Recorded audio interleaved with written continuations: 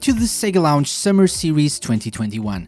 We're on break over here at the lounge. We've got chairs everywhere, not much to drink, but it's summer and I didn't want to leave you guys without any kind of lounge content, so I've invited a few friends from all corners of the SEGA community to record bite-sized episodes of our 2021 Summer Series dedicated to the best SEGA summer games. Well, not just SEGA per se, but games on SEGA consoles are fine too. And when I say best, I mean their favorites. And when I say summer, well, that depends on your perspective. But the point is, all summer long you'll get weekly suggestions of games you can and should play, whether it's on your retro consoles or modern systems, or even with emulators. I hope you enjoy this. Remember to follow the SEGA Lounge on your podcast app so you don't miss future episodes. And now, without further ado, here is this week's summer game.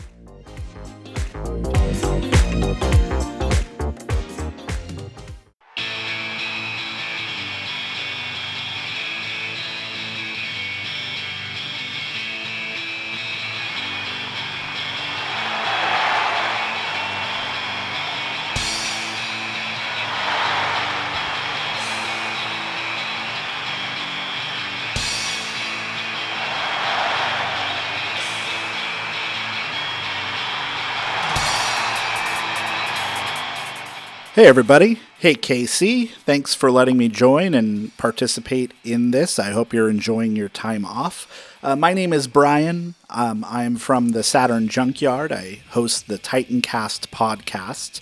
I also do a number of things on the Dreamcast Junkyard and around the SEGA community. I've been brought here today to talk about a summer SEGA game of some sort, and I think I know just the one. I've actually been playing a lot of Beach Spikers lately. It was a SEGA AM2 developed beach volleyball game released for arcades and GameCube. So yeah, I am going to actually share a few words that I had written. This is more or less adapted from a blog post that I recently posted on my personal blog called thevirtuaplanet.com. So yeah, hope you enjoy, and here we go. Right about now, I'm a sucker for two things. The carefree bliss of summer, that one's pretty good, and the festive beacon of sportsmanship and competitive spirit that is the Olympic Games. Of course, reality often shatters those idyllic comforts. Depending on where you live, summer often means suffering with hospitable heat or oppressive humidity, or some combination of both. In my case, it means choking on wildfire smoke for a couple of months while holed up in a stuffy, non-air-conditioned apartment. It kind of sucks. So as I record this, the 2020 games, 2020, okay, I'm just going to use air quotes for that, but whatever. 2020 Tokyo Olympic Games, they just kicked off. We had the opening ceremonies this morning. I was sleeping. I may catch some of the highlights later. I don't know. But anyway, the Olympic Games are happening, and I still find them pretty good fun to watch. I've always found, especially the court events like water polo and beach volleyball, those have been some of my favorites. And when the legendary volleyball duo Misty May Traynor and Kerry Walsh Jennings dominated the sands as well as the medal podium back in the, I don't know, it was like the early to mid aughts or late aughts, the whole 2000s. I think they placed gold in like 3 consecutive Olympics. Anyway, that was a pretty inspiring feat, and I loved watching it. However, it's kind of a bummer that the spirit of the games are so often diluted by overproduced television broadcasts, which often play out like emotionally manipulative infomercials or jingoistic highlight reels. There's also the bribery deals, the state-sponsored doping, and of course the social and economic havoc that's wreaked on the few cities that are still willing to host the games.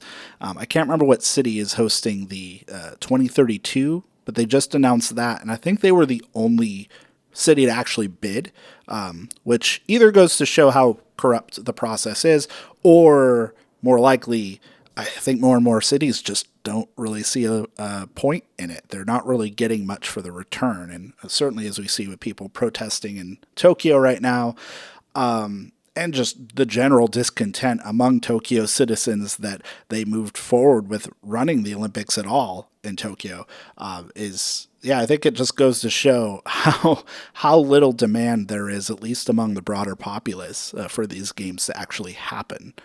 And not only that, but these challenges are nothing new. In fact, a lot of this corruption and these scandals go all the way back to ancient times. I think 67 AD is when the Roman Emperor Nero, what was his full name? Here it is. Yeah, Nero Claudius Caesar Augustus Germanicus. This dude was wild. He apparently bribed his way into a chariot race that he wasn't at all qualified to compete in. He lost, of course, and he nearly died when his chariot just crashed during the thing. And he declared himself the winner anyway. I think it was on the grounds that, I would have won if I didn't crash, which is just like, oh, okay, well, I would have been rich if I wasn't poor. I don't know. That's also to say nothing of the murder plots he faced back from the Italian citizens back home. They were not happy with him, and I think this kind of put it over the top, but the dude has a whole history of just wild shit. He is not a very beloved figure in Italian history as far as I know. Maybe he is. Maybe there's like a comical relief value to it. I didn't know the guy. Is a little before my time. Anywho, my whole point with all of that rambling is to say that while both the summer as a season and the Summer Olympics often disappoint in their own ways, at least I can count on video games to pick up the slack. And to that end, I've been playing a ton of summer sports video games lately, including classic button mashers like Decathlete and Winter Heat. Actually, I guess Winter Heat isn't a summer game, but, same vein. Olympic Games Tokyo 2020, the SEGA one. What else have I been playing? A couple of the ones on Dreamcast. Virtua Athlete 2000. I've been playing ESPN International Track and Field from Konami. And then, what's the third one? Oh, it's the officially licensed one, Sydney 2000. So we're actually going to talk about those three games for a book club that we'll be recording later this week on the Dreamcast Junkyard. So feel free to check that out if you'd like. And wow, this is just a tangent after tangent because I'm not really here to talk about any of those games. I am here to talk about the game that's really got me into the spirit of summer sports and Sega summer vibes, and that is, of course, 2002's Beach Spikers.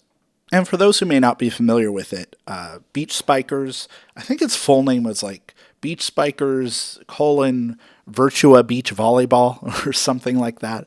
It's very much in that lineage. It was originally developed as an arcade title by AM2, so just the classic Sega Studio AM2. I think this was after Yu Suzuki's time there, so I do not believe he was formally involved in this project, but it originally came out on Sega Naomi 2 hardware, and I guess as a game, it kind of distills the concepts and iconography of summer beach volleyball into a simplified and instantly gratifying virtual experience. In a lot of ways, it exists in a similar vein as Hitmaker's Virtua Tennis series. When I play this game, even though it's a completely different sport, the flow and just the simplicity, it has like a 2-button layout. It's really not very complicated. Or that it just feels very similar to the Virtua Tennis games. And comparatively, I would say Beach Spikers is more niche.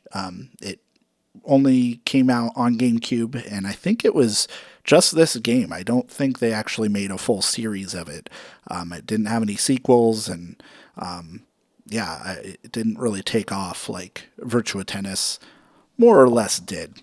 And for me, Beach Spikers, it really is one of the most overtly summer games in Sega's catalog, which says a ton, really, given all the blue skies and ocean sides imbuing much of the company's work, especially in the mid to late 90s and early 2000s.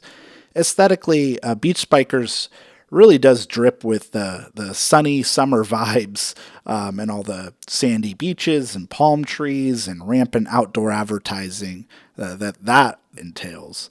The game itself really does boast all the charms of Sega summer vibes, particularly those immortalized by classics like Outrun 1 and 2, Daytona USA, Samba de Amigo, Sonic's Green Hill Zone, Crazy Taxi, Emerald Coast from Sonic Adventure kind of exuded that.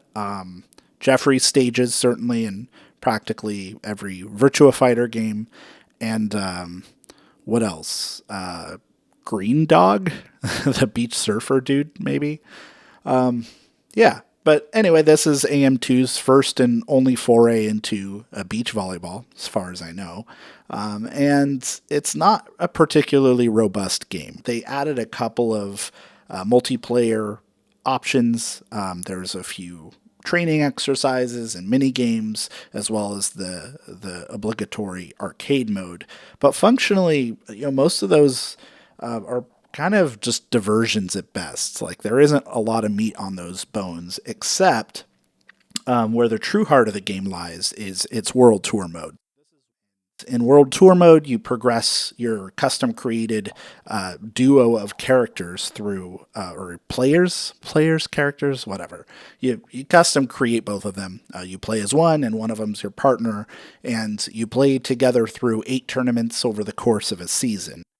So I replayed through the game after a long hiatus. I think it's been 20 years. Well, it hasn't even been out for 20 years, but at least 15 years since I've played this game. But recently I decided to get back into it. And the World Tour mode, perhaps unsurprisingly, is where I spent pretty much all of my time. So kicking off the season, I first had to create my duo of players for my team.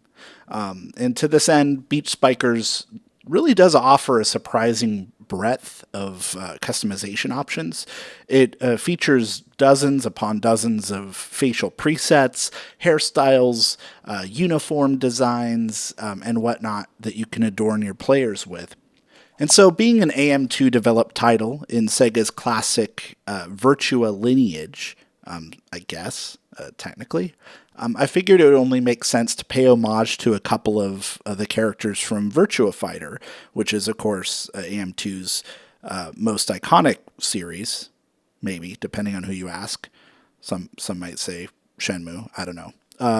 But nevertheless, Virtua Fighter is a series that I'm very fond of. I also always kind of sucked at it, but I've enjoyed pretty much every entry that I've played in the mainline series, at least. So for my playthrough in the World Tour of Beach Spikers, I decided to play as Pai Chan, a Hong Kong martial arts film star whose swift flowing combat style has kind of made her one of my favorite characters in the modern Virtua Fighter titles. I don't know if I liked her as much in back in the first and second game, but certainly from 4 Evo onward, she's definitely been one of my mains. And her teammate, or my teammate, is Sarah Bryant, who, of course, is the trash-talking mixed martial artist who seeks revenge against the shady syndicate known as Judgment 6 after they brainwashed her into trying to murder her brother Jackie. Yeah, it was a whole thing. So, as far as I know, neither Pai or Sarah are professional volleyball players, at least canonically, and so I was expecting to hit some bumps along that learning curve. I didn't think that they would immediately gel as a master volleyball team after spending so much time trying to beat the shit out of each other in fighting tournaments throughout the years. But then again, I thought, hey, it worked for the Dead or Alive girls, so surely Sarah and Pai they got this. And it probably also helps that they're playing in a less pervy volleyball game. So at this point in the article that I based this recording on, I talked about all of the triumphs and tribulations and all of the drama that unfolded during the season that I played with Pi and Sarah. It doesn't quite translate very well to this recording, so I'm going to go ahead and just not go play by play through all of that.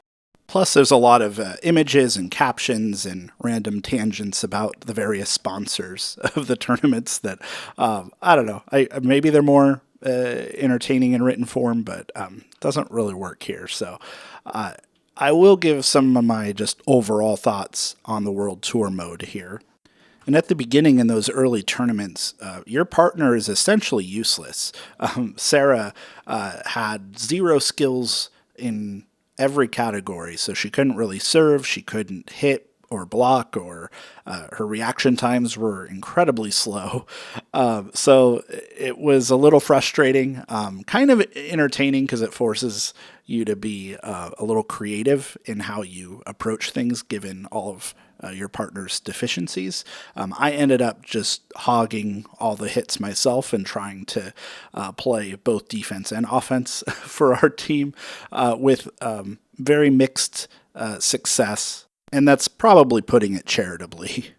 Where things get really interesting, though, is that as you progress, there's some light RPG elements of sorts that kind of kick in. And as you play each match and through each tournament, you'll amass a certain number of skill points that you can then spend to level up various attributes for your partner, or in my case, Sarah. And so while she was completely useless for the first tournament or two, I was able to focus on leveling up her blocking and receiving and reaction times. And so that effectively made her a more proficient defensive player. So I could begin to trust her to receive more balls and to just post up and block more shots that I didn't have to worry about trying to cover. And what was really fun about that is I found myself changing my play style based on the proficiencies that I was building with Sarah.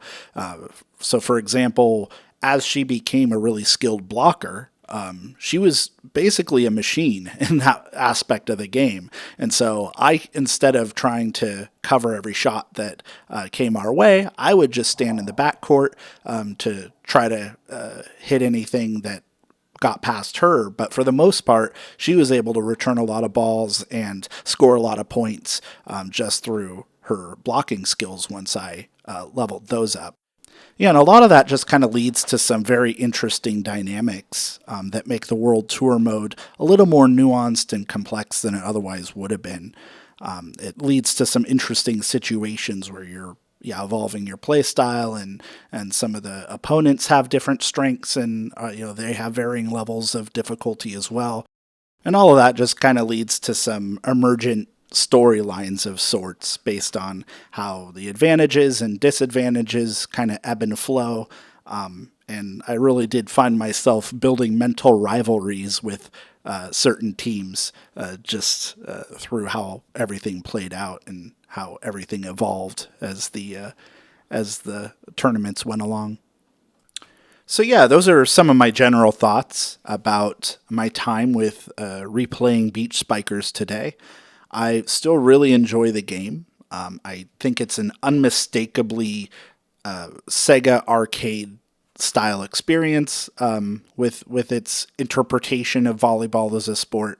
It's easy to pick up and get into, and it does reward you for spending time with it and really getting into some of the nuances. However, I do not think I'd put it on the same level as like a Virtua Tennis or really any of Hitmaker's tennis series. I think those games maybe exhibit a better balance of having deeper systems to explore and experiment with, and there's a lot more variation in the degree of challenge that they offer in their respective World Tour modes. And then also with all the mini games and ways that you can upgrade your players in the later Virtua Tennis games, I don't think Beach Spikers quite has that same depth. But nevertheless, when we're talking about games that exude that iconic blue skies, Sega summer spirit, it's really hard to go wrong with Beach Spikers. There really is a kind of a warmth and a comfort to it that absolutely scratches that itch. So yeah, if you're looking for a game to play to help accompany those summer vibes, or maybe something that'll make it easier to pretend like it's summer, if you've got some shitty weather like I'm about to coming up, you could do a lot worse than Beach Spikers. Thank you very much for listening, and thanks Casey for having me on and letting me ramble about Beach Spikers and I guess the Olympics. If you want to check out some extended thoughts I have on this game on Beach Spikers, as I mentioned earlier, I have written a bit more on my blog called thevirtuaplanet.com. I'm also on the Saturn Junkyard's Titancast, and we recently did an episode all about Decathlete on that. I'm also doing some stuff with the Dreamcast Junkyard. As I mentioned earlier, we have a book/game club. I think they'll be posted on YouTube, and I think it'll be streamed. I actually have no idea where it'll be streamed, Twitch or something. I don't know. But yeah, we'll be talking all about the Olympic video games for that appeared on the Dreamcast. Finally, I'm also on Twitter at Virtua Schlub, so you can find me there if you'd like. And yeah, that's about all I got. Thanks for listening, and remember, spike high, butterfly. I don't know what that means. The SEGA Lounge, hosted by me, KC, and part of Radio Sega's network of live shows and podcasts. Theme song and incidental music by OSC. Find them at opussciencecollective.bandcamp.com. Got any suggestions? Drop me an email to podcast@thesegalounge.com. Follow us on Twitter @thesegalounge and like us at facebook.com/thesegalounge. You can find previous episodes of the show by going to thesegalounge.com and wherever fine podcasts are downloaded.